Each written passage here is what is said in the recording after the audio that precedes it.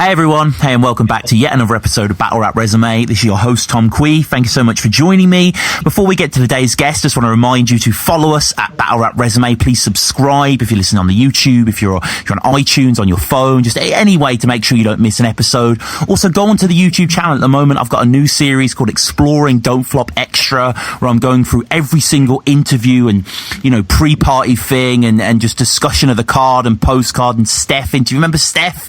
Yeah, loads of Steph videos from back in the day, so go on there, check it out. It's called Exploring Don't Flop Extra. There should be 1 or 2 episodes. Definitely the first one on there. It's been quite well received. Please also get in touch with me, battlerapresume@gmail.com.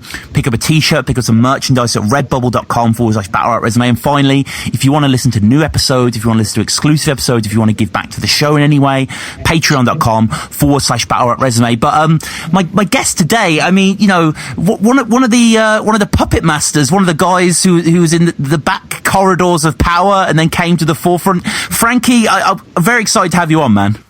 Well, thank you very much. I appreciate being here. No, of course. And, often the tag when you began was the whole sort of ghostwriter thing. And we'll sort of get onto that. And a lot of focus is that you're this great writer and you've written for other people and stuff. But I just want to ask, people who are into writing, it's not like you just got into bars. Like, were you into writing when you were younger? Like fiction, or has it always been bars?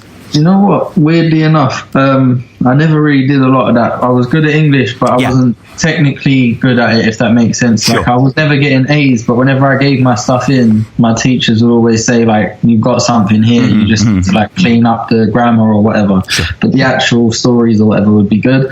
So I never really took it on. But at the moment, I'm trying to look into writing a bit better.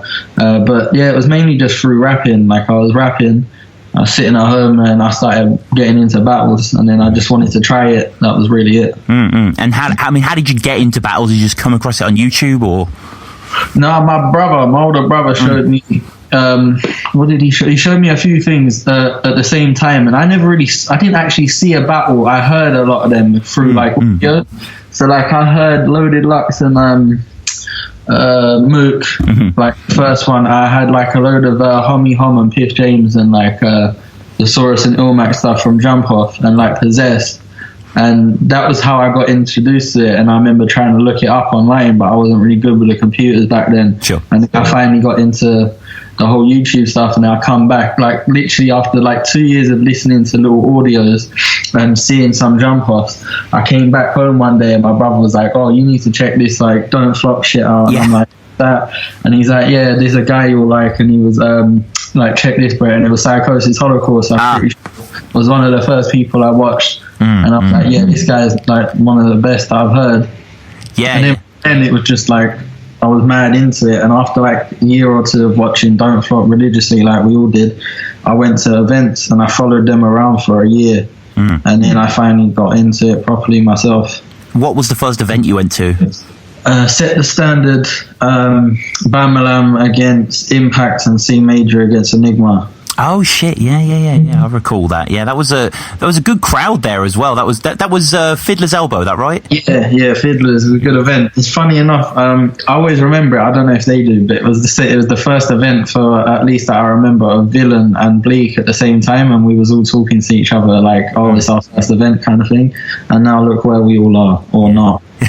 Well, no, where you are, man, where you are, definitely. And you are associated in these kind of ghostwriting circles explicitly. I've found, I'm going to get into the EMC battle with Cracker. Is this when you met Cracker at this event or a later event, or? I met Cracker a bit after that. I saw him at his tryout, but I didn't speak to him because he was battling. I didn't really want to get involved in his space. Yeah. No, but I wanted to tell him he was really sick of what he was doing. And then I saw him at Set the Standard with Shotty against Yunnan and all that. And I was like, "Yo, you're proper sick." I didn't really want to say anything on the day, but we started talking there, and it turned out we went to the same school at one point for a very small. I went there for a very small period of time, but it was the same school he went to, so we had a little bit in common from the jump. So that's how I got to know him, and then I started following him around the country, watching his battles and that. And your first tryout, because you say against EMC, which we'll get onto, this is tryout 2.0. Yeah. And I did a little bit of sort of sleuthing around, and I see there's a picture of you at what seems to be the verdict after part. The sort of, you know, when they did the Checkpoint 1. Checkpoint 1. Sorry, yeah, that's right. So who was that against, and why didn't it get released? She's got a few names. Remember Verity? No, I don't. She went by Verity and IV, I think. There was I think she had a terrible name as well. That was Royal Flyness, which was amazing. Right. I picked up on that. Yeah. But yeah, it was weird. Like, I remember everything about it. I remember I went out the night before Checkpoint with like Jarvie and Amy, yeah? Right. And, like, everyone knows who don't flop. If you don't, then whatever, I'm not going to get into it. Yeah. But we was just out being like, I don't know, I was like 19. We were just having a laugh, and I got hammered, and I woke up and went to the Checkpoint. I saw the battles there. It was a great day. I think I got into VIP and stuff, so I was quite gassed because I was still young. And then I was like, oh shit, so I've got to do this tomorrow. So I went home, woke up, got ready, went to the battle, and fucking conceded. DNA and Charlie Clips are standing like in the alley, and I'm like, wow, this is nuts. Yeah. I was like, fuck it, if I'm gonna be battling, I'm gonna be confident. So I got right up to them and I was like, yo, you guys should judge my battle. And they was like, all right then, cool. Oh shit. So I was like, fuck, this is gonna be sick. And then it proceeded to just be one of the worst battles ever. Like, I was so new to it. I had no charisma. I was bad enough as it was when I started out normally, but it just didn't work out. But she choked for like 3 minutes in each round, and they were 1 minute rounds. So I think that's why they started doing the 2-rounders. Right. There was like 3 whole minutes of each round, like 10 minutes just watching her fumble around to get lines out. And it got so bad that I heard laughter and stuff, and then when it stopped, only Clips and DNA judged it, and then Conceited was gonna, and Clips told him no because he was laughing too much at her or something like that. So they ended up getting Eek to be the third judge. Shit, that's crazy. That's crazy, man. And I mean, what do you remember about your own performance against Royal Flyness? I don't think it was very good at all. No. I don't think it was very good at all. Like, I thought I did okay. Like, if it, I've seen worse people do tryouts and get like a battle come out, but I totally understood it not coming out. It just, the whole vibe of it wasn't very good. And you know, that was kind of checkpoints. That was midway through 2013, if I'm thinking correctly. And then when I became aware of you, and I'm sure most people became aware of you, was through Fifth Birthday. You know, but that being specifically the title match, Seeing Cracker versus Shuffle Amolo, where each team says that you write for the opposite team, which is mad. Like, how, like, can you just put the record straight? Who were you writing for? Do you know what? It's so fucking funny now to think back, but like, there was never any, like, it's like, there was never any period where I was writing for someone. It was just... No. Where I was so cool with both sides, not so much C, because he was like, I didn't see him a lot, but sure. I'd see Cracker here and there a lot, and I'd see Shuff and Marla a lot, and it was just where we was around each other so much, I'd like run bars with them, and then like something would get picked up, and then it'd be like, oh, that multi goes with that, so it would happen. But then I think one time I was with Shuffle when I said something that was like a Cracker line, and he said a bar back to me, and I was like, oh, that was sick, and then I mentioned it, and then it kind of tied into what he was saying. So when he used it was like, it pricked up, I think, Shuffle's ears that like I wrote it for him, but he thought he wrote it for him, and it all kind of made it all like way worse than it was. And I felt super awkward because I didn't want anyone to think like I was snaking anyone or anything like that. It just happened the way it was, where we was just all cool with each other. And I didn't expect them guys to battle. I didn't know they was going to end up being both two best 2-on-2 teams we've probably ever had. Yeah, no, that's a fair point. Yeah, and I can't remember exactly who said it. It might have been Marlo or Shuffle, but I think they said that you wrote like the equivalent of one line or something. Like, yeah, you know. Literally, all of it got blown so much out of proportion that when it went around that I was ghostwriting for people, it was either when I did my original tryout against Verity, I tried to shut it down and play it down completely, like I wasn't a part of that. And then when I did the EMC battle, I was like, fuck it, I'm just gonna overhype it so it would get a bit of like laughter. And then that's kind of how it kind of got added to that I was ghostwriting for everyone, because I just said that I did, but it was only a bit of fun for the battle, really. Yeah. I remember thinking at the time, I was like, Shuffle and Marlowe sound nothing like Frankie Phraser. Like, you know what I mean? I was like, I can't imagine Frankie writing this sort of stuff. Like, he must be the most That's gifted. the best thing about it, is that I have that, like, I know that none of them, I've not wrote for none of them like that. I never would, and I never have. None of them are like that. No. So it's always funny when people will say it to me, because I'm just like, have you ever heard Cracker rap? Have you ever heard like Shuffle and Marlowe perform? Like, that's not like me at all. I'm not like that. So there's literally, all it ever was just a bit of fun rhyming multis with each other that may have got picked up. I probably got a few off them, you know what I'm saying? And before we get into the battles, officially, at 5th birthday as well, another reason people might be aware of you was the whole Diz Yunnan thing, where you got involved. That was pretty valiant of you, wasn't it, to go back Yunnan's corner? I think that's like my least favourite thing that's ever happened in my whole time. Yeah. I can't watch that battle. Everything about that whole like last half an hour of that event is just weird to me now. Like, I don't enjoy it at all. It was just, I was a bit hammered. And the night before, Yunnan spent like 2 hours trying to get me into a hotel because I had nowhere to stay. And I felt like a bit of a dickhead that he was getting like slapped around kind of thing on stage, and no one was sort of like at least saying chill. So I just remember thinking like, I'm just gonna at least say chill out. And then that's all I really thought I did. But then when it came out, it looked way worse, because like, it looked like we was all shouting at each other, but it wasn't really that bad in the moment. Like, it was only after the fact that it looked worse. No, I think you're being a little hard on yourself. Like, it looks quite good on your part. You know, you stand up for your mate, you're backing him, whereas most people aren't. You know, Yunnan was kind of treated badly in that battle. I mean, you mentioned Psychosis, of course, friend of the show and stuff, but it wasn't the best move on Diz to bring him out and intimidate him, was it? Do you know what, weirdly enough, I actually said to him after, if I remember rightly, and I said it to Yunnan as well, that never bothered me. It was more so just the hat slapping and stuff that annoyed me from Diz personally. Like, in the moment, like, I didn't have no problem with Psychosis doing what he did, because they actually had like a real disagreement with each other. So that to me made sense. Like, if he would have done that outside of the cameras being on, I wouldn't have said anything then, because that would have been between them. So I left it. But like, when it was Disaster doing it, I didn't feel like he had anything that was necessary to be doing that to him. So I felt like he needed to just calm down a little bit. So that's the only reason I did it. I still feel like Psychosis was well within his rights to get in his face, because they had a real like legitimate argument about life. So I mean, yeah, it was. It definitely makes for a very watchable, very contested battle. But we'll push on to EMC. How did this come about then? After the previous battle fell apart at Checkpoint, was there a sense that they were trying to get you another battle, or? No, they weren't trying to get me another battle for a bit. No. I don't know why exactly, but I remember someone telling me that they weren't trying to give me another battle for at least a while. So I was like, okay. And then, funny enough, at 5th birthday, I was talking to Furtz, and I was telling him a couple lines, and we were chatting shit. And he was like, oh man, I want to get you back on, like, you need to battle.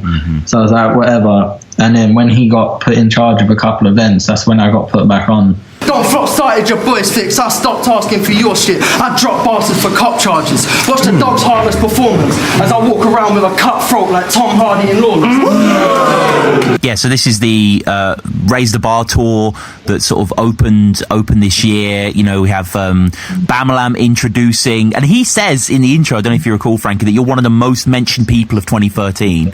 Yeah, I recognise that around that time itself specifically, because when the whole 5th birthday card came out, like on video or on pay-per-view or whatever it was at the time, I remember hearing my name in way more battles than I thought I would, because it wasn't just the 2-on-2 title match. It was in like a Quill battle as well, and someone else. But like only vaguely, but it was like weird that I mentioned so much on that stage. Yeah, that is odd. I think I do remember seeing your name on this card actually at the bottom and being like, oh shit, it's that guy. Like, you know, it's sort of. That's what it seems to be. I remember getting tweets when I was like still new to like everything, and everyone was like, oh, this guy must be good. And yeah. We'll see. The ghostwriter's ghostwriter, Bamalam, says you ghostwrote your own birth certificate.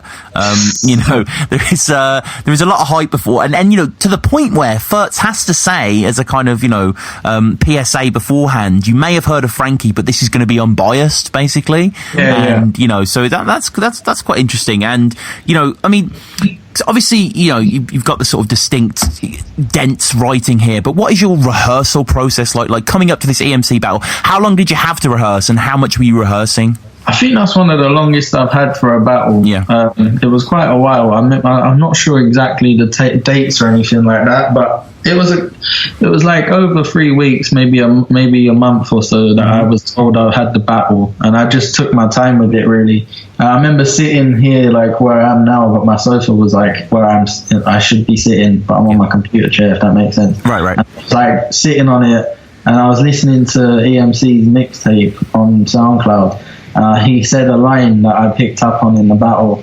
I remember messaging Shuffle like with the voice note, like, how can I not get at this? And he was cracking up laughing, like, yeah, you got to get at that. And then that was really it. I took my time with it. And it came out, I think the writing for that battle was like how it should have been. I don't think I could have done much else with it. Mm-hmm. Yeah, EMC, I mean, not a bad talent, was he? He's had a few battles since, he was all right. Do you know what? I feel for him a little bit. Oh, yeah. I think he could have done, like, half decent, like, he wasn't bad. No? He had some charisma about him, and he had some nice, rhymes and that. I think he could have done okay. It just he became that guy, innit? Yeah, he became a verb. To get EMC'd is now a sort of defined don't flop thing. He kind of reminds me of, I don't know if you've seen The Kingsman, that film with like Colin Firth. He reminds me of the kid in that, Eggsy. Oh, no, I haven't seen that. Yeah, it's pretty good actually. Yeah, it's pretty good. Yeah. But yeah, he's just kind of this sort of streetwise kind of, because I was always from Oxford, isn't he? And do you remember what EMC stands for, Frankie? Oh my God, no. What was it? Elevated minds conquer. Oh shit, it was, wasn't it? Which is, I mean, yeah, that's. Did I even mention that? No, you didn't. It just gets mentioned in the start. Yeah, no, he says it. Sorry, he literally says it. So then I might not have even known until he said it. No. But I mean, it's just I've always wondered myself what it stood for. You say drop bastards for cop charges. What's your dog's hardest performance? Walk around with a cutthroat like Tom Hardy in Lawless. Yeah, I was happy with that. I still like that line. Yeah, it's fire. And people play on this level of performance that you give and stuff, but here you look straight into the camera. A lot of it, you're quite full-bodied. You seem quite confident. Yeah, I was very confident that day. I don't know why. I just felt like where I'd done it before and it didn't work out. I was like, it's like all or nothing kind of thing. So I was like, I don't see myself being any worse than I was before. And I had a bit more confidence in myself because like people actually were there to listen to me. Whereas the first time it was like about 10 people I knew that didn't know nothing about battling that were just with me. And then like about 10 other people that were there for the event. So it was a bit weird. Right. In the Bricks and Jam, it was a lot more like fan based, and I knew they had heard my name and they were there to see, not so much to see me, but they knew I was on the card, so they were there for a reason, innit? No, definitely. Yeah, receptive audience there. EMC, I mean, he's got that bit of a throwback sort of style. He says that he was the rampant stampede that killed Mufasa. Bruv, I remember Cracker hated that line so much. I remember he got at him online about it like so much. It was hilarious. I didn't think it was bad in the moment, but again afterwards you get hindsight and it's like, yeah, that wasn't all that, was it? No, it wasn't. And maybe the reason Cracker was annoyed wasn't just the line itself, but the fact that every round EMC goes in on Cracker. He felt like he weren't battling me. Yeah. He went at the whole ghostwriter angle so wrong. Yeah, like that person I feel like the only person I battled at all has done it right was Gemini. Yeah. We'll definitely get to that. Yeah, that was a great performance from him. But he says usually you've got some anger to let out. Usually you just vent it through ginge. Big reaction to that one. Big reaction. Ginge. Yeah, ginge. Fair enough. See if you can pen cracker raps from beyond the grave, he says as well. So I guess. Yeah, it's fine. You a theme that you continue throughout your battling. Jay Short, which is your most recently uploaded battle, even mentions this, how you battle a lot of letters. I started saying that thinking it was funny, and then I've had it used against me way more than I expected, and people have used it against me and actually had good lines about it, and I was like, shit, I shouldn't have brought it up. He's got the most generic name in the world, EMC. Your name is generic when the angles about your name being generic are already played out, which is great. Very true. And then a nice multi played out. You're like, you need a better writer. PayPal. Yeah. I think that was me and Shuffle, that actual line. It's the only line I can remember ever feeling like I took off someone. I remember rhyming that a while before with Shuffle, and he said PayPal to something else. And then it kind of, when I started writing for the battle, I was like, oh shit, that could work. But it wasn't like directly given to me or anything like that. But I remember thinking that it was his input well before that made me think of it. And I mean, just before we continue with the round, yourself and Shuffle is kind of a multi-match in heaven, is that right? Did you kind of you furthered each other's skills, or? Oh, without a doubt, man. I would not be where I am now if I didn't know him and Marlo. So damn. I feel like I've helped them in their own right, but they was always amazing, so it's fair enough. Do you look on proudly at what they've achieved? Oh, so much. Yeah. One of my proudest moments, in battle rap, was the April Fool's event when they smashed 2 battles in the same day. Because I was with them at 3 a.m. the night before on the bus when they're going over it, and then to see them actually make the room shut down in 2 whole battles, where they have to leave time for other people to battle and then come back on stage and still shut it down. I thought it was amazing. I was so happy for them. Yeah, that is incredible, actually, isn't it, that they gave 2 defining performances, within the space of probably a couple of hours of each other? Yeah, about 4 hours tops. It was insane. Jesus Christ, and they were just so polished. Yeah, I mean, incredible. What came first? Was it the bad bars or the compliments? Bad bars was early, yeah. Right, yeah. At the front for that, and then when they was doing the other one, I was like, I'm going to stand by the bar and just let other people get involved because I didn't want to be at the front for 2 battles. Yeah, no, fair enough. You say, not really a bar, but I just want to kind of, know about this. You say you're on DMT like Joe Rogan. I mean, Frankie, personally, I'm a huge JRE fan. You a fan of the podcast, or? Yeah, I've listened to it over the years, but I haven't listened to it as much in the last couple of years. But when I was younger, because of MMA and stuff, I've always listened to a bit of Joe Rogan stuff. Yeah, you got it, man. Yeah, and his mixtape. This is EMC, not Joe Rogan. It's called Bohemian Rhapsody. Yeah, that's one of my favourite lines I've ever rapped because it worked so perfectly. It just really did. When it fell to me again, I was sat here and I was like, "Shit, how does that work?" I'm like, I can't believe I found that. So. Yeah, you say Bohemian Rhapsody. Damn, this Queen is a parody. And I actually remember he tried to cut me off when I said it. And then I dropped the Queen is a parody and the crowd reacted, and I was like, I'm so glad because you tried to fuck up my line and it made you look worse. And sometimes you have to know when to let lines breathe, Frankie. I found this, sometimes you end your rounds on a really heavy line and then it just kind of ends, and sometimes maybe if another bar was there it'd support him, but not saying it doesn't hit the whole... No, I agree. I definitely rush through my shit. That's something I need to take note of. It's just I get to the point where if I have it locked in my head, I don't get comfortable enough with it. I just want to get it out, if that makes sense. So that's probably one of my biggest problems. Puma to his head like King from Tekken. Yeah, I don't like that no more. Don't you? I think, this sounds really fanboyish, but for some reason, in the back of my head, I remember you tweeting that bar out years ago, and I remember you saying you liked it or you thought it was nice or something. Are you over it? Yeah, no, do you know what it was? It's because, again, it's weird that you, just going over all these times, my memory's gone back way better than I expected it to. But I remember where I thought of that. Me and Shuffle were outside his house when he used to live in London. Well, he does again now, but at the time. Yeah. And we used to smoke outside and just, freestyle shit. And I thought of, that. And I was like, shit, I want to use this punchline. And I never looked into it, even though I used to play Tekken a lot when I was younger. And then I said it, and then it came out, and then everyone was like, yeah, but it's not a Puma, is it? So you're an idiot. And I was like, fuck.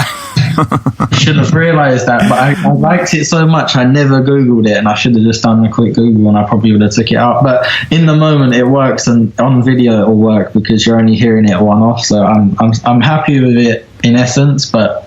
in hindsight, it's not very good. So what? It's a lion then, is it, or a jaguar? I think it's a jaguar still. Yeah, I'm just looking at King now. Yeah. Okay. Yeah, it is. But I mean, regardless. Yeah. Oh, I think it's something you can get away with when you're starting out. Yeah, there's a related image that is King without his mask on, and for the first time I've just seen King's face, and my whole life has changed. So, oh shit, I don't even know what that looks like. Oh my, it's gonna, just maybe do it after because you want to. Yeah, I'll do it. Yeah. Again with EMC in this second round, we get more Cracker stuff. You say you act like a boss, but you're just you're basically Cracker's supervisor. Oh yeah, did he say that? I don't even remember that line at all. He did, yeah. And I mean, it just ends with mentioning Cracker again. He just won't let it go. EMC. It's just so many Cracker bars in this line. He definitely tried to use me as like a way to propel himself, like because he was like, oh, I've got the. He saw that I was someone that was sort of known beforehand, so he thought if he battled me and used someone else's name, he thought he'd get a battle off it. I think because I remember he tried to get a Cracker online a lot, and I think they wanted to try and set that battle up, and I think Cracker was like, I'm not battling him. I think that battle could have been good, like in a way. They both have that same sort of energy. It would have been okay right then and there in the time, but then also it probably wouldn't because he was on to bigger things. So no, fair enough. And we get to the judging. Pamphlet feels EMC was a little too Americanized for him personally. He feels that you took it. Delivery was slightly weak in the first for him, but still has you taken it. Big boy Bausdog gives it to you. Good to see Bausdog there. I only recently got, by the way, Frankie, that Bowski is a play on Big Lebowski. Is it? Yeah, that just clicked for me, yeah. I never realised that either. Yeah, there we go. There, and King's head as well. So all of this is coming out. Archaic, I think gives it to EMC actually in this, which is quite an interesting choice. But all in all, you get it. I mean, nice to get the victory first off. Yeah, I was very happy. I was very happy that day. Yeah. I enjoyed that event a lot because I felt like I had accomplished something. That was like what I was my main goal when I first started back, like getting into the scene, was that I wanted to do well in a battle when I felt like I had. And do you remember any other battles that day? Any other memories of the event? Yeah, I remember the main event was Mystery and Bamalam, right? What else was on that card? Is there anything else that was big? Or I'm just trying to think now. Yeah, I'll have a little look on it. But yeah, it was that first 2014 event, wasn't it? So there wasn't necessarily going to be too much kind of around. But yeah, I know Catchy had the tryout with me against Akkers, and I remember the Mystery Bamalam battle, but I don't remember anything else. Most prob Big J.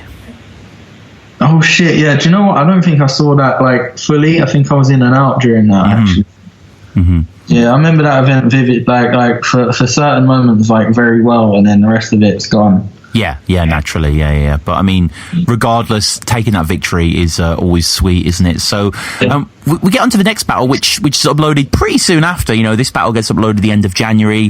The Gemini battle is mid-March. Now, Gem touches on the context. Me and Gem have discussed this in our previous episode. Gem's been on the show a few times. Always great to have him on. You know, obviously, he's the man. Yeah, he's the man. He's one of the best out there. There's no doubt about it. But he talks about you meeting at 5th birthday. So you were aware of how good Gemini was then going into this.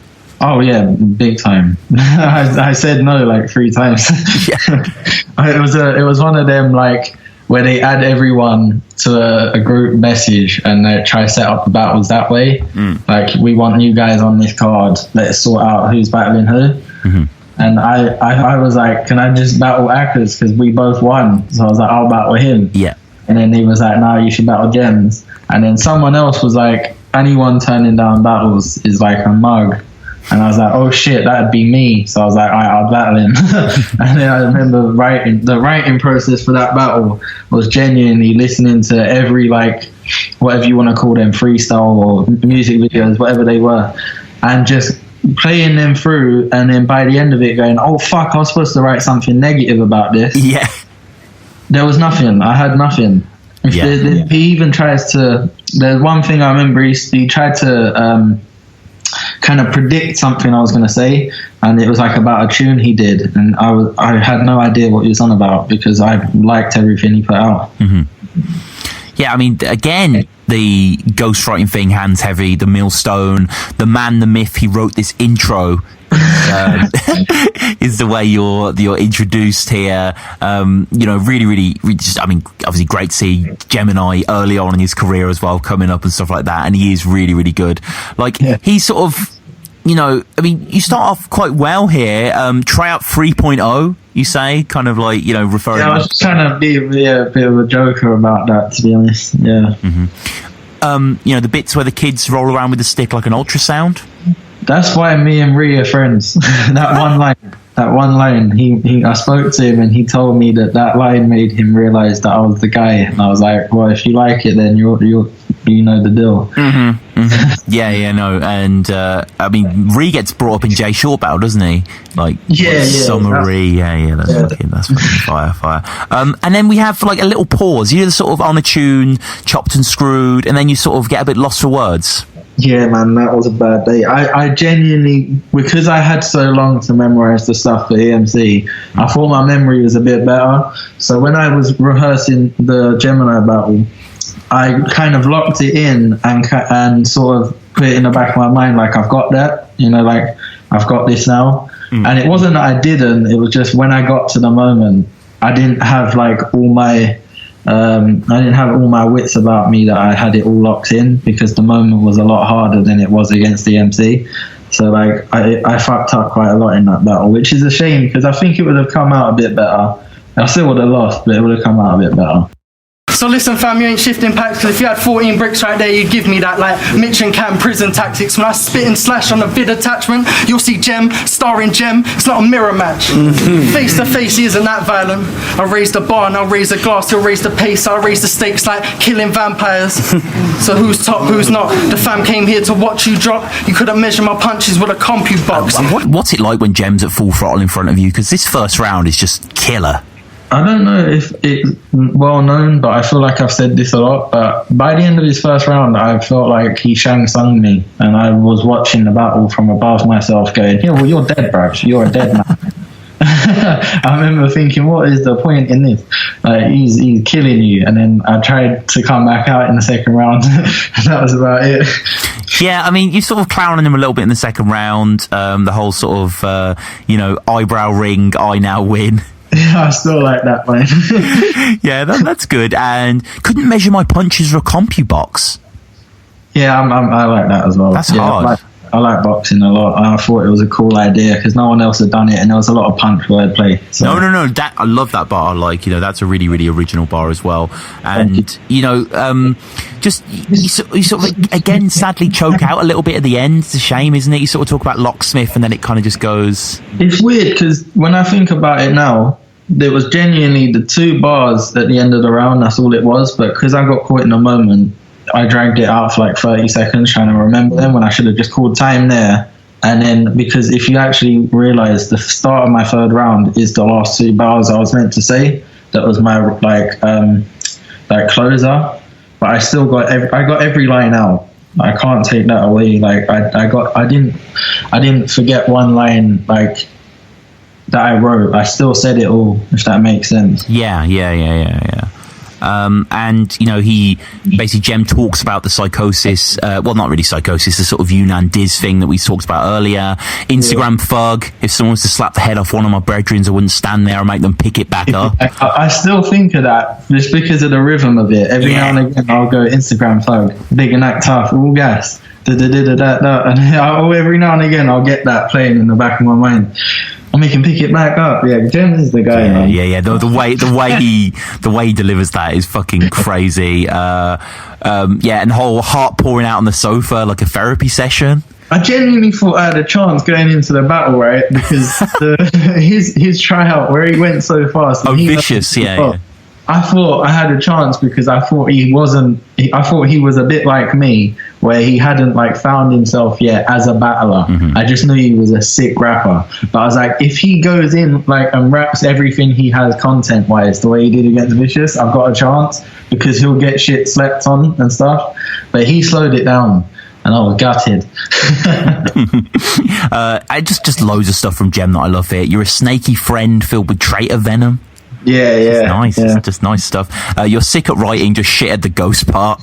That's fantastic. That's what I'm saying. I don't feel like anyone's touched on the ghostwriting stuff like he did. I felt that when he did it right. Still some good stuff here. I mean, Frank, the one thing that people love in Don't Flop is the office bars. Bad day at the office, like the Swindon lot have arrived. Yeah, I remember all that. Yeah, the office bars had their time, and I enjoyed them. Yeah, no, they're still kind of. I think York's did one, like dreaming of an artist like Dawn, dreaming of being an artist like Dawn, or something like that. Oh yeah, that's Jaqq. Brenton, no, what did Danny Jaqq have one? Danny had the Frankie Ren and Simpy line. Yeah, that's right. I actually always rated that, but Danny's trash. Fuck Danny. Okay. You saying your third that Raws is much better than Danny Jaqq? Much better than Danny Jaqq. Well, yeah, much better than Gemini. Well, he is better than Danny as well. Yeah. That was the only thing I thought I had going, because I thought if I used Raws as like a part of it, it would sort of get them like off their game, if that made sense. I thought it'd be kind of funny to big one of his like crew up instead of him.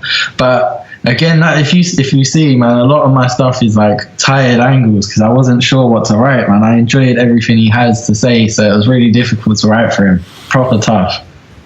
Yeah, it's just magnificent detail as well from Gem in the third. As soon as you lift your leg or twist and bend, so you can hear your tendons disconnecting, tissue shredded. Yeah, that's the same rhyme scheme from King from Tekken. Yeah. Insane, guy's mad. Yeah. Ninja's weapon, just crazy. Yeah, shit. Good visuals, man.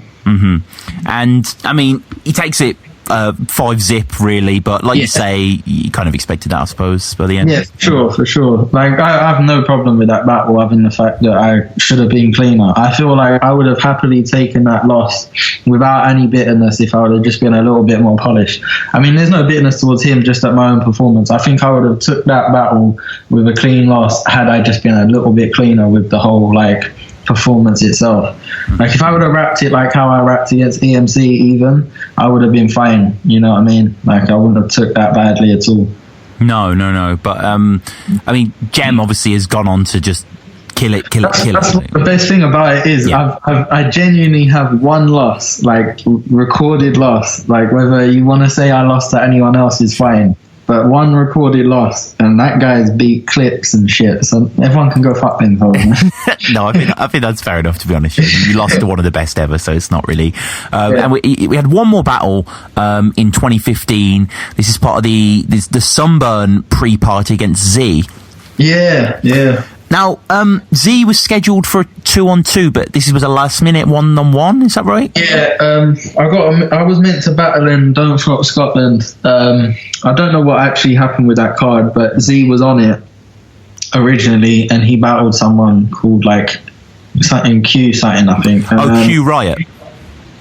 Yeah, and I was meant to be on that against Nitty Grits, who's like quite a big name from Scotland, and I had a death in the family. I had to pull out, and it was a shame because I had it all written pretty much.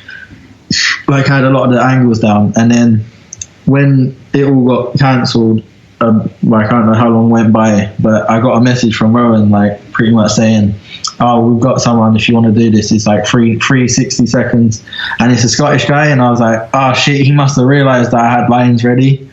So I was like, at least I can use some of these Scottish angles because I've got no other fucking person to use them against. So at least I've got to start him, like, because it was only like a week or 10 days or something to write for him. So I was like, okay, I can have a starting point and work around it. Frank's the track star from Great Britain. You'll get put to sleep where you stand. Grandpa, Abe Simpson, use a jackass. Dave England, hats off. Abe Lincoln, get your frame ripped. The stage sits, the play's written and the page ink. For me to talk to these actors like Ray Winston or Kate Winslet, I'm James Lipton. So to win here, the crowd won't help. You gotta earn that. Turn back. I've seen this geezer fight. He's got the worst slap. Better start swinging. He's grinning. Looks like he's doing the clap. I'm very proud of that one. I think I did well in that battle. No, really good battle, definitely.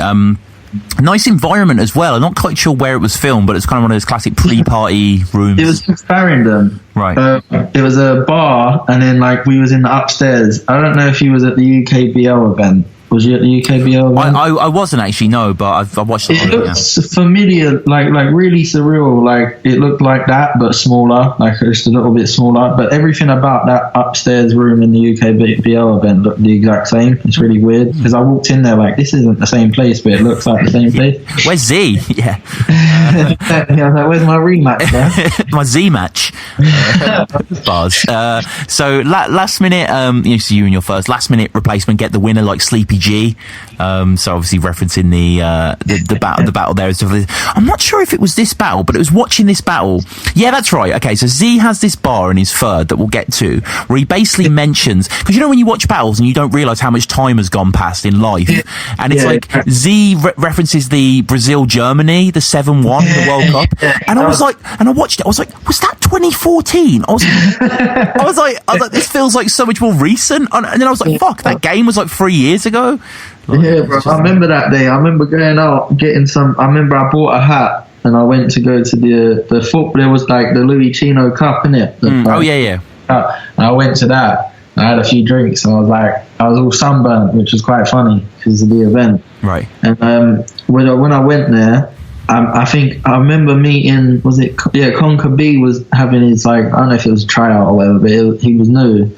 And I had my bars locked and I got there and I was like, do you want to hear this? Because I was going through it and I fucked it up.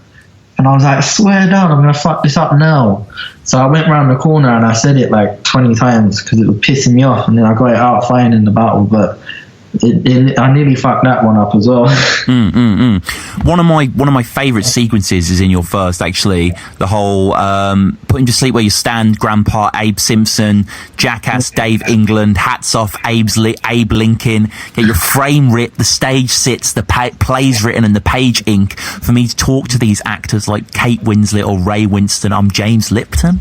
Thank you, appreciate that. Crazy shit, man. I wish that got a bit more love now because that would have gone off now if I said it.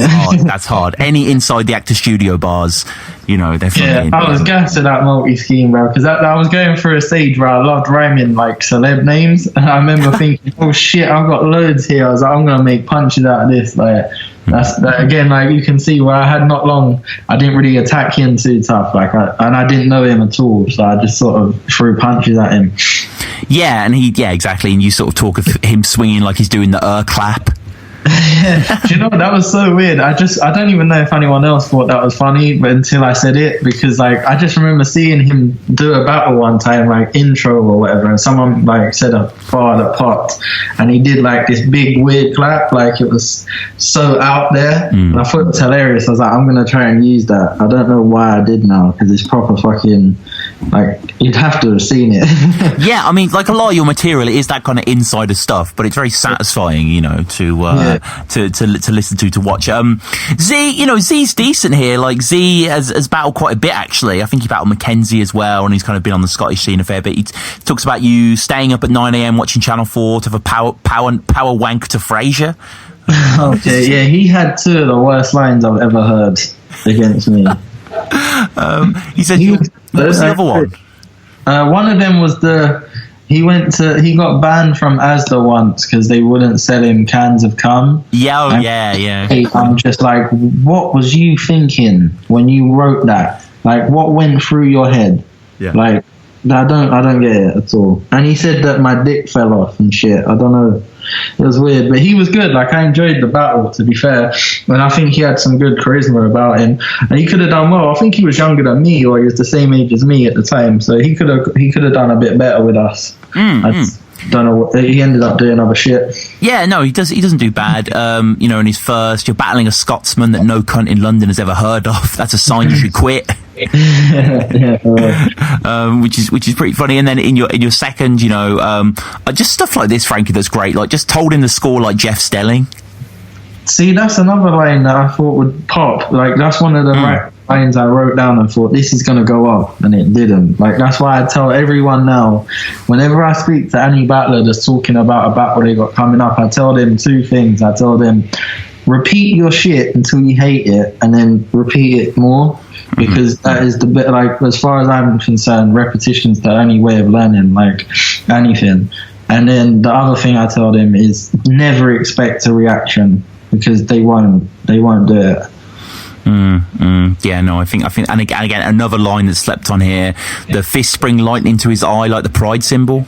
Yeah. I think I told Soul that, and Soul was gassed, and that was probably the only person who knew what I was on about at the time. Yeah, I did have to look that up. I have to be honest with you, but I knew about Pride from Joe Rogan, just kind of in passing. Like I knew what it was, but I didn't know the actual logo. But just to say what it is, it's the word Pride, but the I is a fist holding a lightning bolt. That's pretty much it. No, yeah, that's very left field. Very, very good.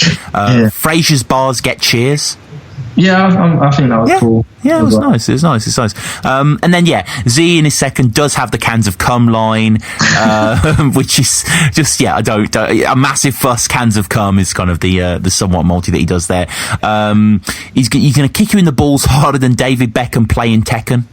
I like that rhyme. That's quite funny. Yeah, it's quite funny, actually, yeah. The Chinese tattoo on your neck means fried rice. He freestyled that, so I rate it. If he would have wrote it, it might not have been all that, but because he thought of it in the moment, because when he noticed what it was afterwards, he was like, oh shit, I actually rate that. But in the moment, he just thought, fuck it, I'm just going to throw a freestyle at you. Which is why I said to him in the battle, like, all you do is freestyle, like, for most of them, like, the battle, like, it's not going to get you anywhere, kind of thing. And the tattoo, we should say, it's Jedi mind tricks. Is that right? On the yeah. I still enjoy a lot of stuff to do with that, but at one point in my life, that was I really enjoyed Jedi mind tricks. Yeah, man. Yeah. I was on holiday and I was like, fuck it, I'll get it. Oh, what's that song of theirs with R.A. the Rugged Man? It's the one that I know, the one about Vietnam. That's Uncommon Valor. Oh shit, yeah, that is such a good song. I don't know the music too well, but yeah, that is a fucking crazy. I think that's Cracker's favourite verse ever. What, R.A. the Rugged Man's verse? Yeah, that is an incredible. It's funny to hear because I don't feel like he's interested in too much boom bap style rap. Like I think he likes a lot of like vibe sort of like good messages and stuff, which it was. But in it, like it's cool that he thought that as well. At the time, I remember speaking to him about like that verse, and he thought it was one of the best ones ever. Yeah, it seriously is. Now, we can't talk about the Z battle without getting into the pretty bit of controversy at the end. Really, Z says some pretty offensive shit, and you get in his face. Yeah, no, it's so funny now. Again, talking about hindsight, we was fine 5 minutes after. It was so cool after. Right. It was just what happened is I turned up where I was at the football. The cup match or whatever. I went and I got there a bit early, so I was there for so long that he turned up with his mate, and it was just them two, and I was like, I'm not going to do this, like not speak to them. I think I spoke to every opponent before I battled them, so I was like, oh, come to sit down and talk or whatever, and we were just chatting away and the battle didn't end up happening for like 2 hours, so we ended up spending like 2 hours just talking shit. And he was asking me why the battle with Nicky Grits didn't happen, and I was like, I had a death in the family. And in the moment, like, of when he said the line, because he's a freestyler and he'd already freestyled a bar against me, I thought I had told him and he used it, and I was like, you're a fucking dick, like, why are you gonna do that when I just told you? But then as soon as I did it, I went, oh shit, I never actually said what happened, I just mentioned there was a death in the family. So now I feel like a prick. And then I explained that to him, and I was like, that was my bad, to be fair, and we were fine. No, yeah, fair enough. But yeah, you just kind of, I don't know, because you are such a chill guy, and it's not like you get really like aggressive, but you step to him. It was a fresh one, so it felt like he was trying to mug my whole life off. Yeah. I'm actually cool with people dissing me in any other sense. It was just right there and then I thought he tried to snake me a little bit. So I was like, who are you talking to? And then I was like, I probably have to apologise now because that was my bad. I kind of read into it a bit too much. Yeah. And interesting to see in the comments as well, you commented yourself, I don't know if you remember, on the extra battle, you said, quote, "Safe for the feedback, people. The end was across wires. We spoke on the subject before the battle, and I felt he freestyled it to purposely dig me out, even though we had discussed it. I apologise for my reaction. I hope it doesn't take anything away from what was a fun battle to be part of. Peace." So, I mean, Exactly. I don't change that opinion at at all. Oh yeah, it's good. And yeah, another really good performance from you, definitely. I think up to this point, probably just stellar lines throughout, really. Slept on, as we say, unfortunately, throughout a lot of it, but still really, really good stuff. And one of the things I've noticed, Frankie, I don't know if anyone's told you this before, but I've just been watching a lot of your battles recently. You have a similar cadence too, and I'd like to see you battle this person, although I appreciate it would probably never happen. Ty Law. Oh, fair. Do you ever feel that? He's sick. I've never realised that, but yeah, he's sick. Just sort of the way, I don't, it's hard to, the way you sort of express yourselves, and you kind of got that left field punch. I don't know what it is, but I think especially in the Z battle and the Jay Short battle, just, I mean, obviously Frankie Phraser versus Ty Law, it's probably not going to happen, but still, like. Do you know what though? I've been asking for him and Reza battle for ages. Yeah, holy shit. It just, for some reason, like, I know it's so stereotypical, but it's like two really tall light-skinned dudes, like that punchline in every bar. Yeah. I just want to see that happen. It's like, I don't know why, but it'd be sick. No, I think I've seen that requested a few times. It might have been yourself that commented it, but yeah, definitely. And the fact that Ty Law's done Don't Flop USA, I mean, the thing is, he's brilliant, but he's not the biggest name to bring over. Like, that's literally what it is. I'm pretty sure said that in one of his like Q&As when he was online, like on a live stream, and he was getting questions asked, and I think I asked him why, or someone else asked him why someone hadn't been over, and it really is just doesn't really make sense money wise to pay for someone to come over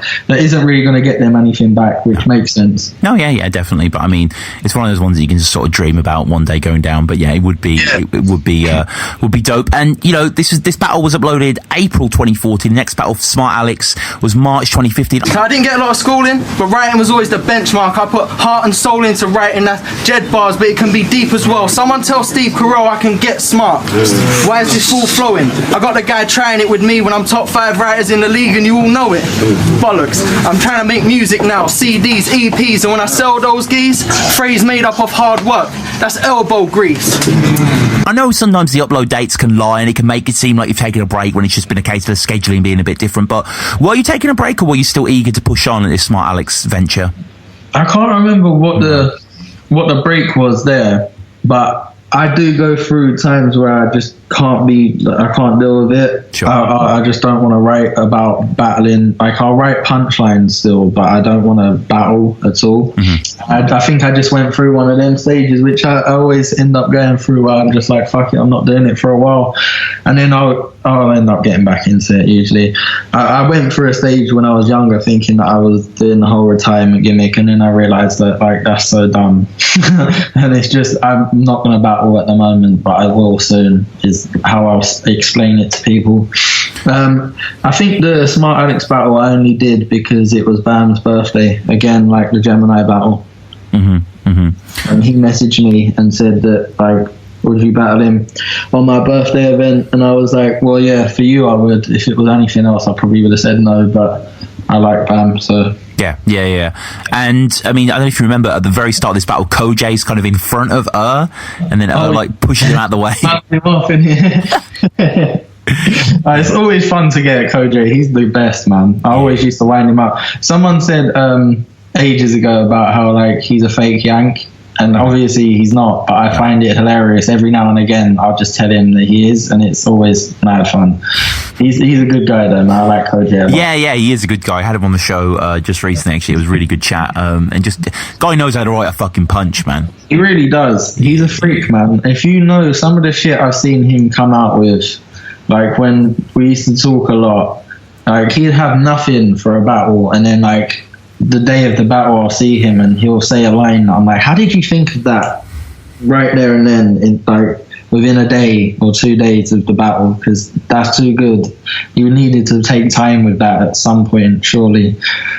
He's sick. And you're rocking the hoops top? Yeah, all day. So Smart Alex at this point, he battled Shocks, right? Yeah. Okay. And he battled J Red, I think.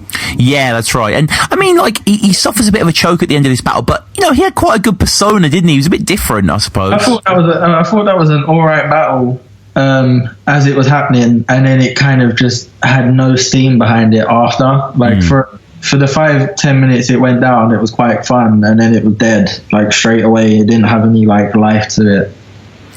Yeah, I know what you mean. There's some good writing in it, like especially the Pizza Hut stuff that you go in on, which is maybe a little played out, but the sort of like, you know, he's known for the coke. You get that was a week to write that battle, and I tell you what, I did not take a week to write that battle. Right. I took about 3 hours. And how do you write? Do you write verse? Do you kind of do like a storyboard? Do you plot? What? I never stopped. I never changed my writing style until Jaybe, which shows why I should have done it earlier. But I used to just go, here's a few punchlines, and then write around them, which I still do in essence. But I'll go, I want to write about how he does this or how he does that, and then I'll just start from round 1, stop, and then start from round 2, stop from round 3, stop. But then when I got to Jaybe, I was like, no, fuck that. Everyone else is writing like their 3rd round first and their 2nd round second. And I was like, why don't I do that? So I've started doing that a bit more now. Is that what people do? I've heard a lot of people, like, I remember when I was coming up and I used to see people like, I'm finishing my 3rd round. I'd be like, oh shit, you got 3 rounds? They'd be like, no, I've just wrote my 3rd round. I'm like, I never understood that at all. Now I'm like a bit better at how I like strategize what I'm writing. It makes more sense because I'm like, if I've got these couple haymakers I want to get out and I need to pad them around, I'll be like, well, that needs to go in the 3rd round because it needs to hit heavier, or that needs to go in the 2nd round because it's in the middle of the battle, or this needs to be the intro. Whereas before, I never really thought of it as an intro and an ending. I used to just write and then stop when I had the time up. I don't think I've ever gone over the time limits more than like fucking 15 seconds. Right, yeah. Every battle I've ever had, everyone's gone over the time limits a lot more than me. Yeah, unless it's like a particularly long multi-stream. Yeah. It's just like, if the multi's there, I suppose. And I think your 3rd, I mean, it's funny you talk about writing the 3rd and kind of the 3rd going as your strongest round. Probably your strongest round in this one, the whole... Yeah, that one, the first time I kind of did it, but didn't really do it. But I was like, it just happened to be my strongest round. And I was like, happy with that, if that makes sense. Yeah, the whole net bursting, like what Jeff Hurst did to the West Germans. Yeah, that was fire. That was fire. Seriously, I said that to someone the other day. I can't remember who I was talking to, but I was like, I actually don't know why I used that. I probably should have saved it for something else. Yeah, maybe. I'm not sure, but it's still. I mean, yeah, it's kind of in the back of a battle most people don't watch. But yeah, no one gives a fuck about that, mate. Yeah, let's have it right. That's what Battle Rap Resume's for, man. We dig out these bars. I'm actually quite glad someone might check it now. Like, maybe 1 or 2. Yeah, people need to go back. I mean, I like in the photos, but Alex ain't smart since that shocks therapy. Yeah, I thought that was quite cool. Yeah, that was nice. That was pretty cool as well. And yeah, I mean, as I say, Alex to a certain extent has that swag, but I mean, he falls pretty flat with that choke in the 3rd. It's a bit bad. Yeah, I remember thinking like in the moment it wasn't as bad, and then someone told me it was bad, and then I saw it back and I was like, oh, it was kind of bad, to be honest. It wasn't like the worst choke ever, but I thought it was like 6-10 seconds, something like that. But it was probably like 28-30 at the time, which it really does add to the negativity or the positiveness of the battle. So yeah, it does. It definitely does. And I nearly choked in that battle, funnily enough. You don't what, sorry? I nearly choked in that battle. Oh, right, okay. And what? It was the start of one of the rounds. It might have been my 2nd. And I was like, oh shit, I don't remember my next line. And then someone dropped a glass, and then I remembered it, and I was like, thank fuck for that. Yeah. It would have been bad. That's right, actually. Now that you mention it, the glass does drop, and you sort of pause for a second and then sort of resume back into it. But mad lucky. Yeah, that was one stroke of luck. Yeah. So you battled Z at Sunburn 1, and then pre-party. We come back for Sunburn 2 pre-party against Jaybe. You know, awesome battle, and I'm guessing your biggest crowd you battled to at that point. Yeah, maybe the Gem one was quite packed in a way, but yeah, most likely the Jaybe one. But I mean, in a sense where the Gem was more of a pit format, wasn't it? Was this was stage? Yeah. This was like a half stage. Yeah. A lot of pressure were you feeling going into this? Or?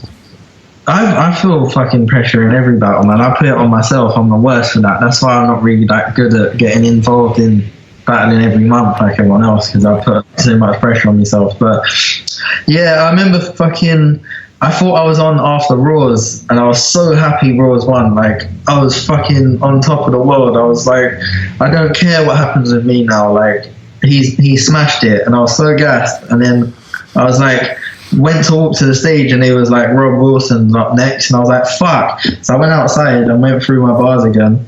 Then I came back in, and I just made a beeline for the stage area and stood there, and I saw Jaybe in the corner, and I was like, bruv, we're next. Come on. Like, I'm not waiting to be the next. Like, I'm not battling fourth now. Like, we're on third. Yeah. So let's go. And he was like, cool, let's go. And then I saw her, and I was like, we're ready. Let's do this.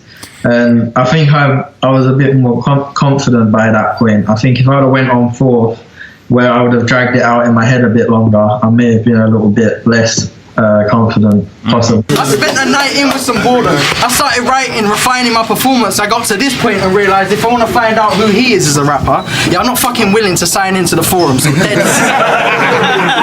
And Jaybe, to this point, obviously been on Don't Flop, sort of have that KOTR background. Like, you know, yeah. How are you approaching him as a writer? Do you know what? I didn't give him the credit he deserved going into that battle.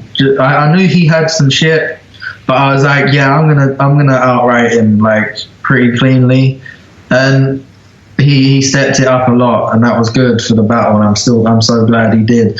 And now he's one of the best writers we've got, so that's fair enough.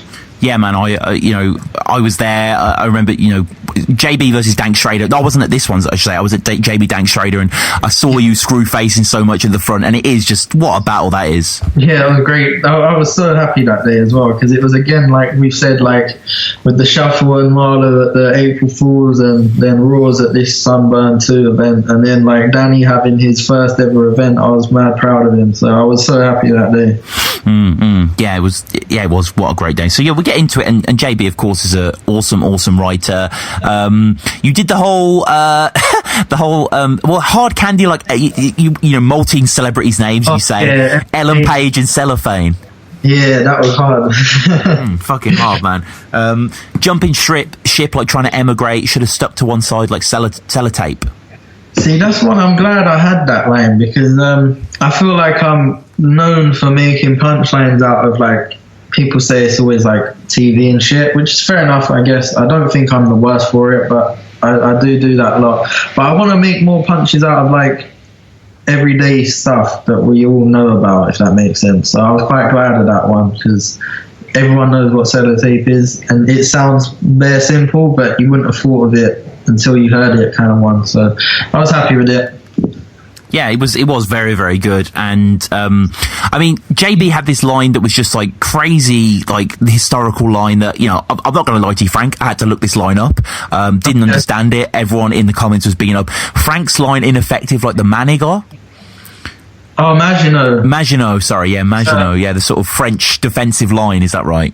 The Maginot, oh, okay, do you know what? I thought he was on about the fucking... I swear there's a casino called the Maginot or something. Yeah, no, it's... I did look it up. So basically, it was the French defensive, like, kind of, the border, as it were. So Frank's French. Oh, okay. See, I didn't even know that. No. I thought when he said it, I thought I knew the reference from... I think it was like a film or something. There was like a casino called the Maginot, and I think there was like a character called Frank, so I thought he was on about that, so I kind of thought I understood it, but I guess I didn't. That's all right. Yeah, just off Wikipedia, the Maginot Line, named after the French Minister of War André Maginot, was a line of fortifications, obstacles and weapon installations that France constructed. The line did not extend through the English Channel, and therefore was basically ran through, so yeah. But and reading it as well, I thought, I don't know if you're a Sopranos fan, but they always eat manigot in the Sopranos. Yeah, big Sopranos fan. Yeah. So I was thinking it was going to be that, but crazy stuff from Jaybe. Cheers end when Phraser spins off from the bars. I don't think that was his bar, by the way, but I won't explain why. But I don't think that was his bar. Please explain why. I said it in the battle. He had a crew of people. Oh, okay. I don't think I definitely think he wrote the majority of the battle, and he does write everything of his stuff, but I think there was a specific one or two lines in that battle that weren't his, because someone told me they weren't. Right, okay, interesting. Woody Allen writes a good script but looks awkward on cam. That was Jaqq. Yeah, that was fire. You kept going, you keep repeating, you will never be a man, kind of at the start, like structurally a bit different for you, kind of starting with the similar lines and stuff. I thought that day. Mm-hmm. That was in me, Danny and Sleepy and Roz met up earlier in the day, and we all went over our stuff, and I started saying it as a joke. And then I said it like the second time going over my bars, and he was like, "Oh, you should definitely do it like in the battle." So I was like, "If I remember it, I will. If I don't, fuck it." And I did. I remembered it, so it was alright. The goat creates me like Rosemary's Baby. Yeah, that's fire. See, some of these lines I don't even remember until you say them. I'm like, yeah, that was right. Yeah, that was seriously good. Great round from you as well. Definitely commanding it. I mean, Jaybe going in on his history in the second round in terms of battling history, not French fortifications. For his tryout, people said he could be great. After EMC, people said he should be great. After Gem, a few tweets that he would be great. By Smart Alex, he can't hack it. He could have been great. Yeah. I don't know, man. I still think I won that battle, though. Jaybe, even though he thinks he won it as well, but I think I won that battle. Yeah, it's definitely, I think Jaybe's third is very strong. I don't think he was touching my third by far, but the first two he could have got either of them. It was just afterwards, everyone had it so even, like someone said I won it, and then someone said he won it, and I was like, that's the first debate war I'd had, because I think I'd won like my other battles apart from Gems. Mm-hmm. So I was like, I actually was quite glad that I had one, because it was quite good to know that I had a good battle instead of like a clear win. No, I mean, it is a great back and forth. I mean, the whole commit a crime at lunch and bribe the judge like Lionel Hutz, like. Yeah, Simpsons bars, they'll never die. I love Simpson bars, man. I think Minnesota Luke has done like a fucking 20-minute compilation of Simpson bars, but... Am I on it? I don't know, actually. I have to. Man, I hope so. That'd be sick. I think it was done quite a while ago, actually, but... if he does a part 2, I need to be on it. No, definitely. And, yeah, like... him doing the whole sort of trying to find what isn't there, like a Rorschach test. The whole gassed by each one of Frank's hype team. They leech on his nuts while he's hunting for a body like Stand By Me.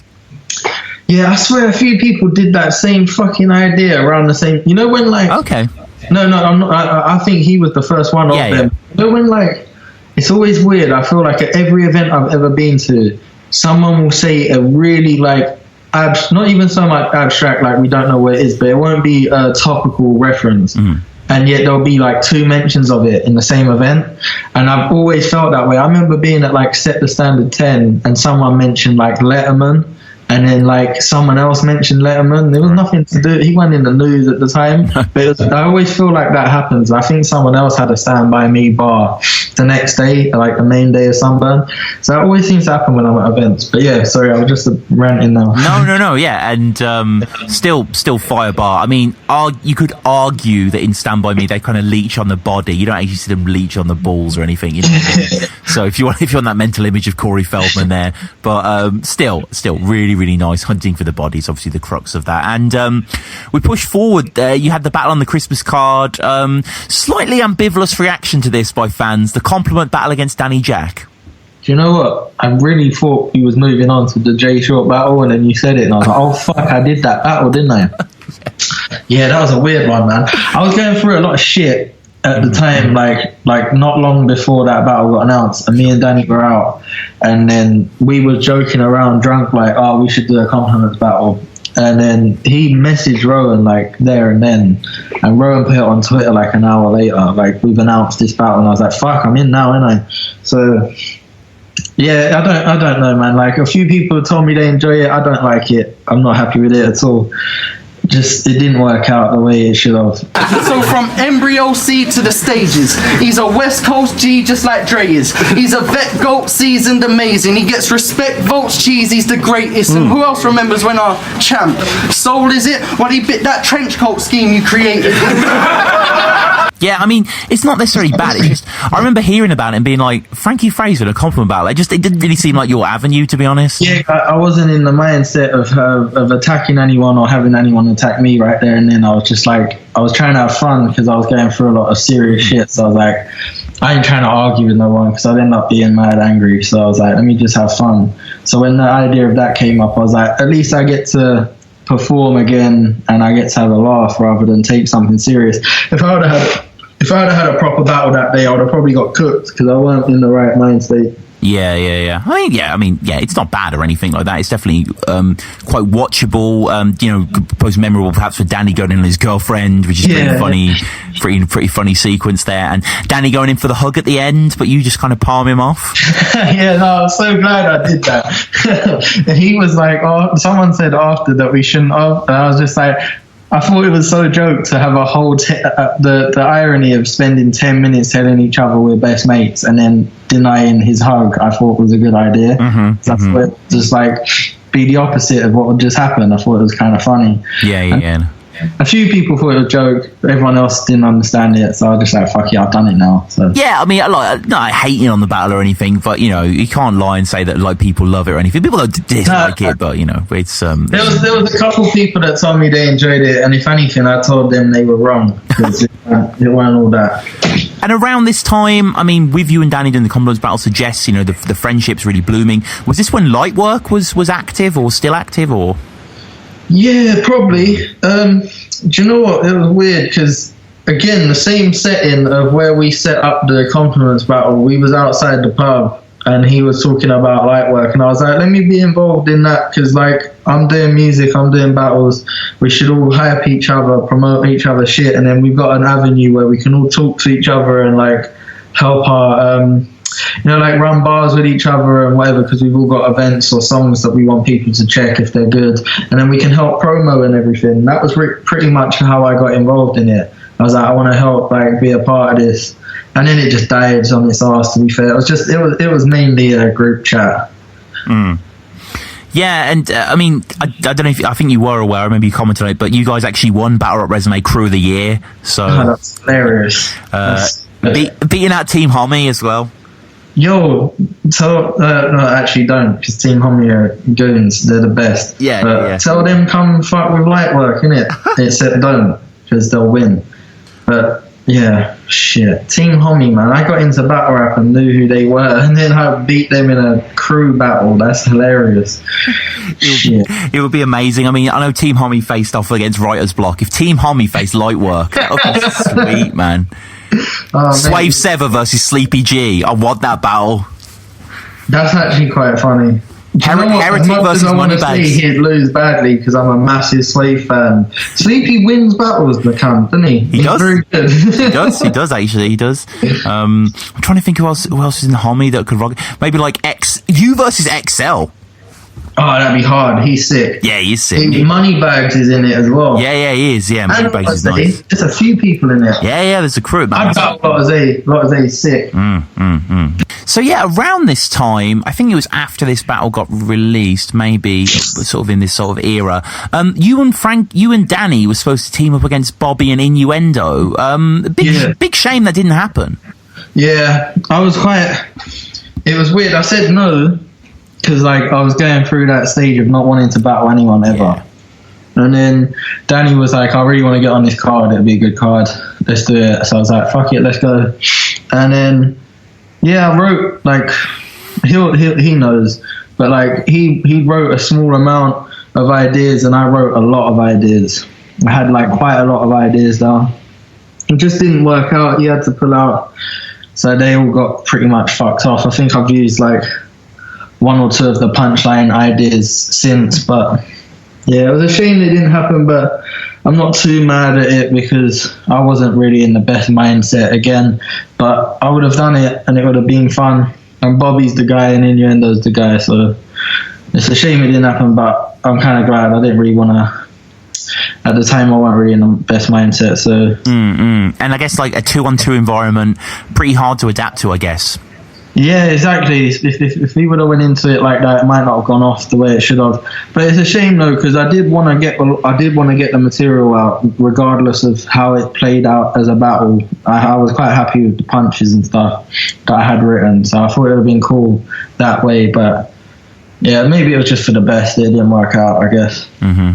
Yeah, I suppose so. And we push forward to your final battle, the final battle that got uploaded at least. This against Jay Short.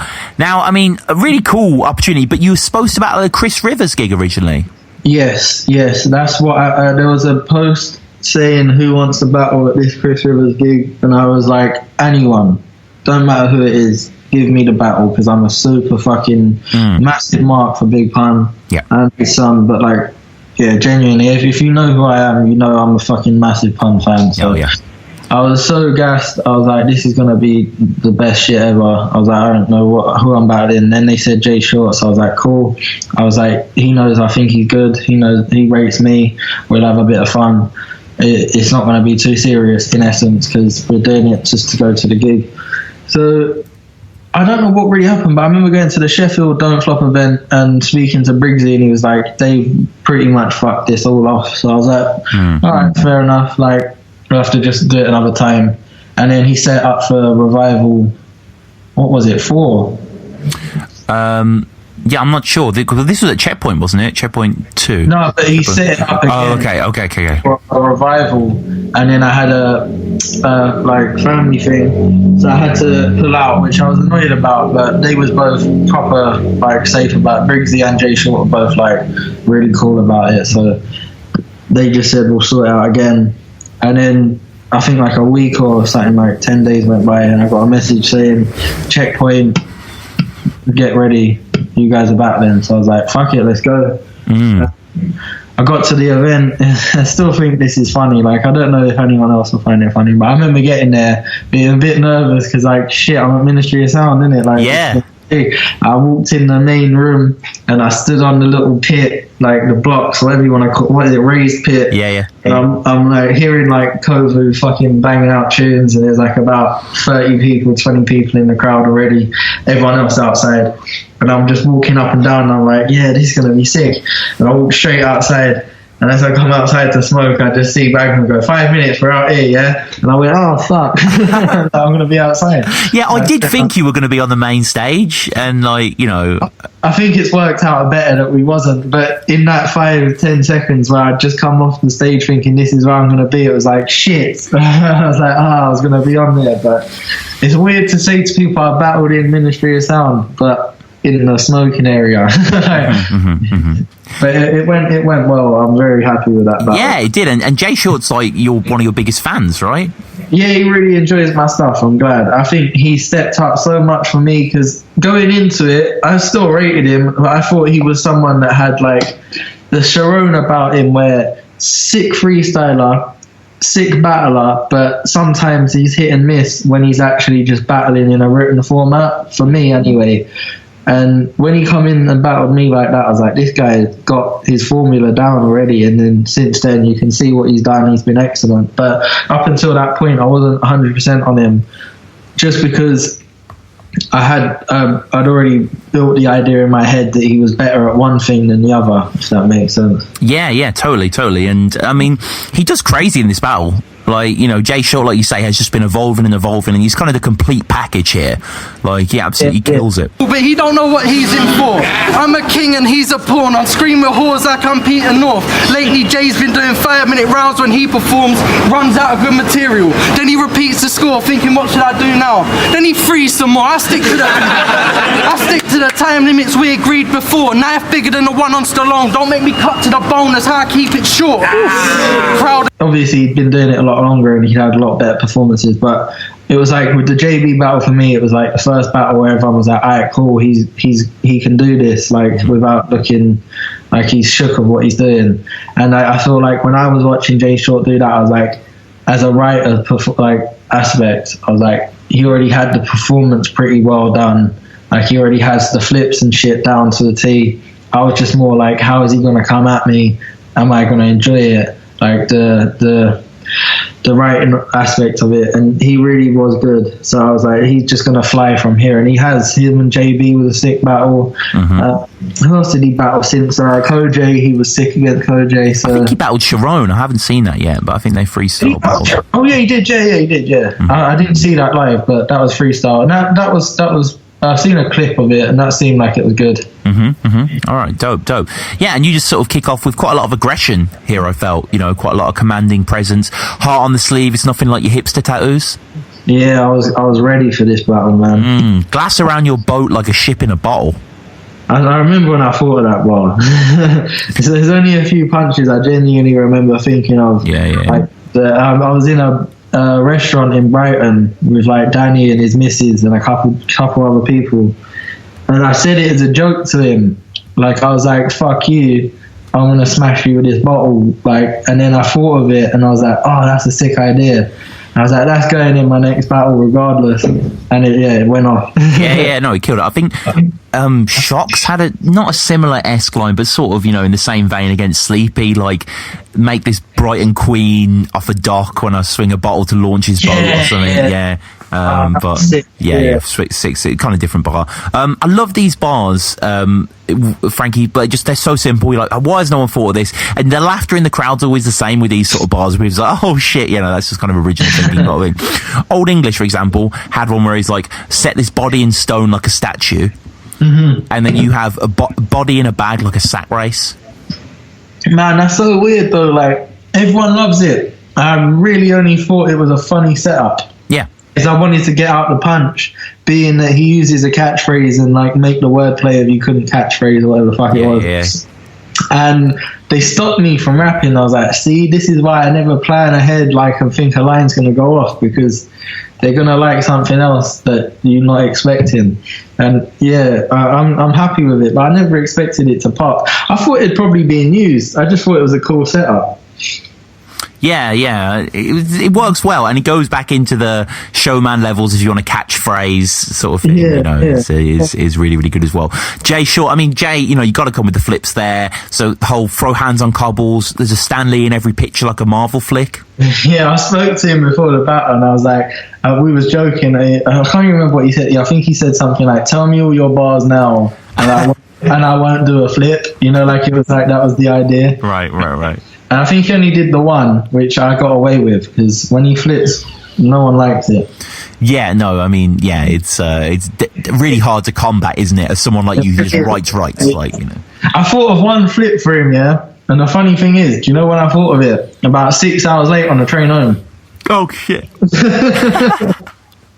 So I was like, that's why I don't do this. What he does is too good. Fucking crazy shit, man. And you get into the whole in your second here. I didn't actually just understand this bar. I seem to get most football bars, but Andrew Tate at a Man U game. What is that? There was a guy who went viral. Like Arsenal Fan TV. And I love it. Yeah, he's one of them. Like Robbie. He's one of them for Man U, he's called Andy Tate, and he went viral because he just went, I don't care all the time about everything, and it just kind of went viral. And at the time that I thought of the punchline, which was before I battled Jay Short, but I just was like, this would be quite funny to say to someone from up north. And it just worked out that I was like, I could use that in this kind of thing. That's all. And then I thought Andrew, I think I even put it on Facebook as bars I'm never going to use in a battle. Right. And I was like, fuck this, I'm using it in the battle. It's like, no one cares. Yeah. No.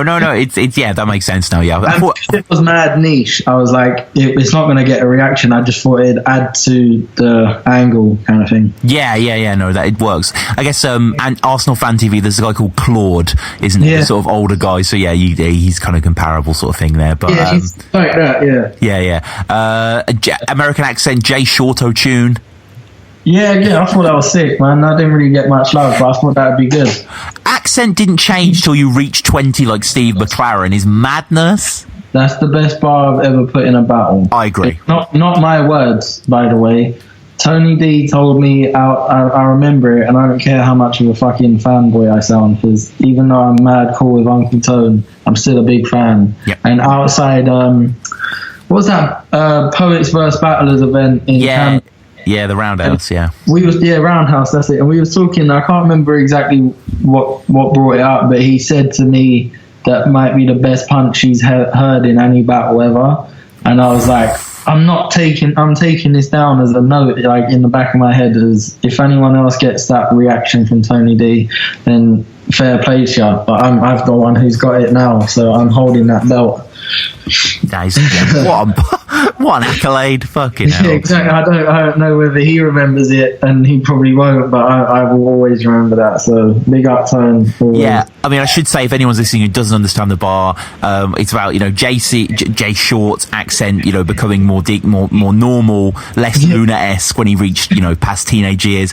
And Steve McLaren, the English manager, went to FC 20, which is a Dutch football club, and his accent stupidly changed for no reason, and he was much maligned. And it's just one of those, that's what I love about fucking wordplay. Like, events have to happen in history in the past to make that work. Like, it doesn't just work, like, you know what I mean? Like, there's no way I could have used that against, like, anyone else. No. I thought of that directly for him. Like, that's what Tone was saying to me. I remember he was like, that it was so direct, as well as it just being a punchline that was good or whatever. But I couldn't have thought of that for anyone else, and I almost thank him for giving me that idea, if that makes sense. No. And then Jay Short mentions the Chris Rivers gig. I should ask as well, Frankie, just out of interest, do you have a favourite Big Pun song? I've got a favourite 116, like, or verse or whatever. Right. Song-wise, I can change it every day. Yeah. Something Down remix with Onyx is probably the best out-and-out rap verse, like, ever spit. Okay. Yeah, I know Capital Punishment very well, but that's the only one I actually really know. So I don't know any of the actual choice cuts like that. But yeah, definitely. Like, I'll be honest. There's a lot of stuff there, but there really isn't. If you could probably hear all of his stuff in a few days. So yeah, definitely check everything out, man. Yeah. Well, he died young, didn't he? He died very young. So 28. Yeah, very sad. He just turned 28, I believe, or something like that. 27. He was mad young, bro. Yeah, I think he was like homeless, and he used to just read the dictionary from back to front, and that's why he had his vocab. He did, yeah. He was fucking nuts, man. So good. He had like an accident when he was dumb young, and when he turned 18, the government gave him like money for it, like a claim. He got injured when he was a kid, and he just rinsed it, but it helped him get to where he was, if that makes sense. Like, good thing, in essence, that was a good thing that happened to him, maybe. Definitely, yeah. Fast Money, if anyone was interested, is probably my favourite, which is kind of the insane. Yeah, the one that closes his album that's about a bank robbery. That is such a good song. Like, the fat burglar, the cat murderer, and all of that. He's breaking into the locks and shit. Oh yeah, it's so good. I'm trying to think of the line now. Hang on. It's like holding heroes hostage, like De Niro Marflix. Yeah, just so good, man. Yeah, everyone needs to check that out. And Jay plays up the Rivers stuff, Chris Rivers stuff really well. You would have got scalped in front of Rivers like Tom Hardy in The Revenant.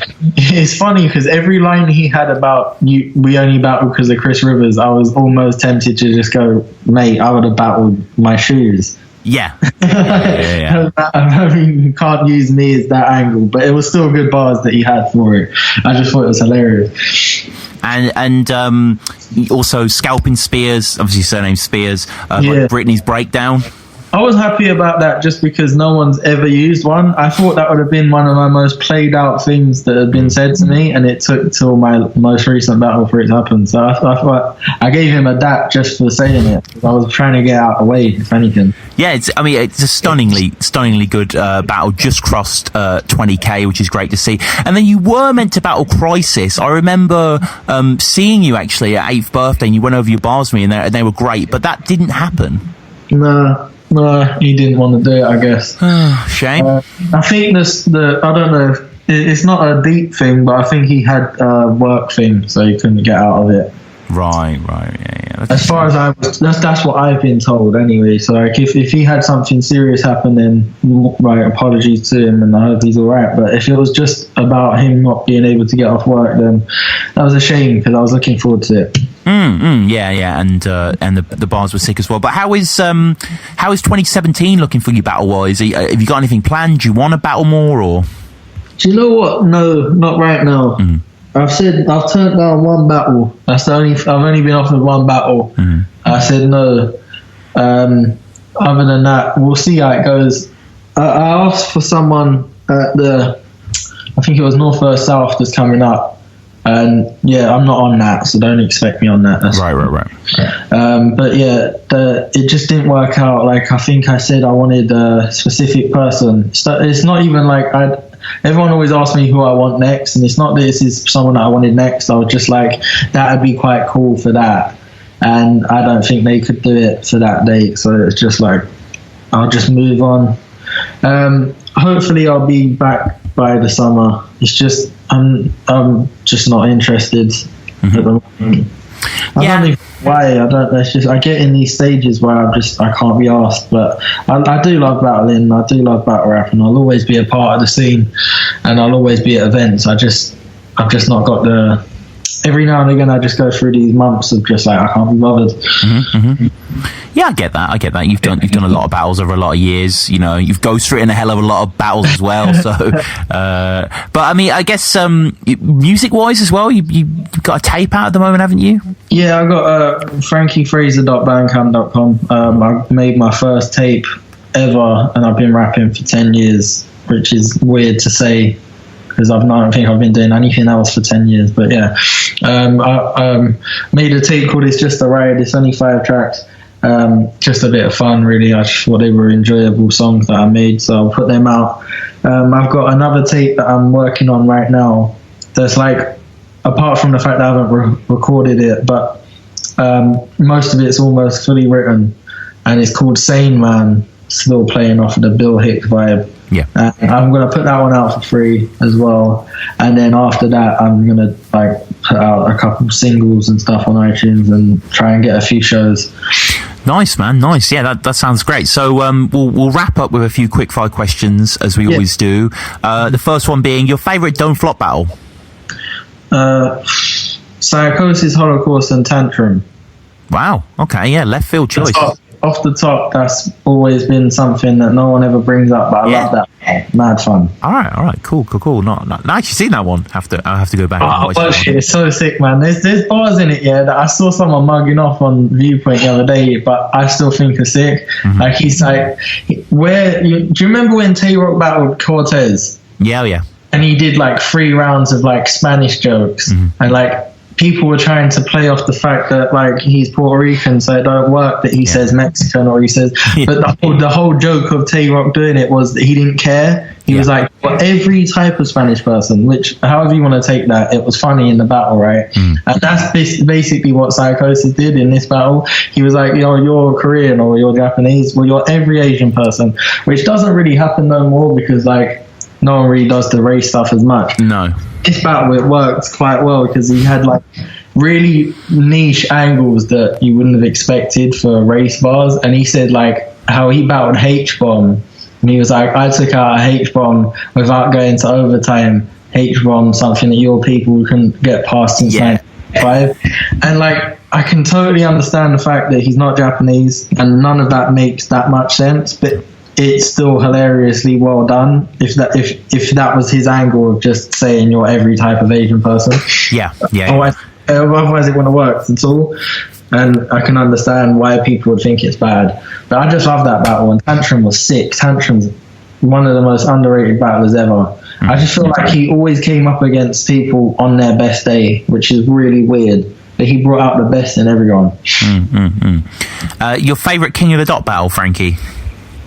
It's one of a few, probably like maybe like Holohan, Cortez, Pat Stay, Holohan, Head Ice, Pat Stay, Bender, Arcane, shit like that. There's a few of them that I could say, but there's some of them. Yeah, good choice. Good choices. URL? Tay-Rock Beat Magic, I always talk about. Yeah, that's really, fucking really so good. That's like the epitome of aggression versus all punchlines, and I love both styles. And I just really enjoy that battle. Big T and Sue Surf is up there. Of course. Just great battle. Classic. Yeah, I'll stick with them 2 for now. There's probably a few more, but yeah. Yeah. Fucking love B Magic, man. He's the fucking greatest. Yeah, he's so good. Final 2 questions, non-battle rap related. First one, I saw a recent post of yours, Frankie, on Facebook. I think you post like a huge DVD collection on your wall, so clearly quite a film head. What is your favourite film? I wish I had one. Yeah. That's the thing, but I don't know. Shit, I'm trying to look at them now to see if there's anything that stands out. Yeah. Favourite, just off of personal reasons, I really always like The Hurricane. Right, yeah, good movie, yeah. Like Godfather 2, shit like that. But I don't know, I haven't really got a specific favourite. V for Vendetta I always liked growing up, so there's a few of them. And finally, your favourite artist or band that are in no way hip-hop related? I like a lot of like old Iron Maiden shit. Nice, yeah. What early stuff? Yeah, just mainly like hits that they did. Like I like Blood Brothers. We're Blood Brothers. Yeah, that's a good song. That is. I like Hallowed Be Thy Name. Yeah, I love that sort of shit, man. Yeah, that's great. Yeah, and I like Sabbath and shit too. I'm trying to get into them a lot more. Like, but yeah, I'm into all sorts of music. I like Prince, shit like that. So. Dope, man. Well, that about wraps it up, man. I guess finally, how do people get at you, social media wise, that sort of stuff? Don't add me on Facebook. Yeah, I don't. At Big Phraser 47 on the Twitter, and I think it's just Big Phraser on Instagram. I might accept you on Instagram, but Twitter's where I'm at, so follow me on that. But anything else, I'm not with it. And please try and listen to my tape, frankiephraser.bandcamp.com. It's just a ride, isn't it? Yeah. Well, Frankie, thanks so much, man. This has been great. Yeah, I appreciate it, man. Thanks. I'm glad I was on. It's been a while. Like, you was trying to get me on. Yeah, it's been a long time, but it's good to finally have you on, bro. Yeah, thank you very much, mate. All right. I'll cut off the recording there, man. But that was great. Okay. Cheers, bro. I appreciate it, man. I don't know how well it came out, but it felt fun. Really well. Yeah, no, really well. That was really good, man. No, all good. So it'll probably come out in about 3 weeks, a month or so. I'll let you know when it's coming out. No stress. Yeah. But take it easy, bro. Yeah, and you, man. All right.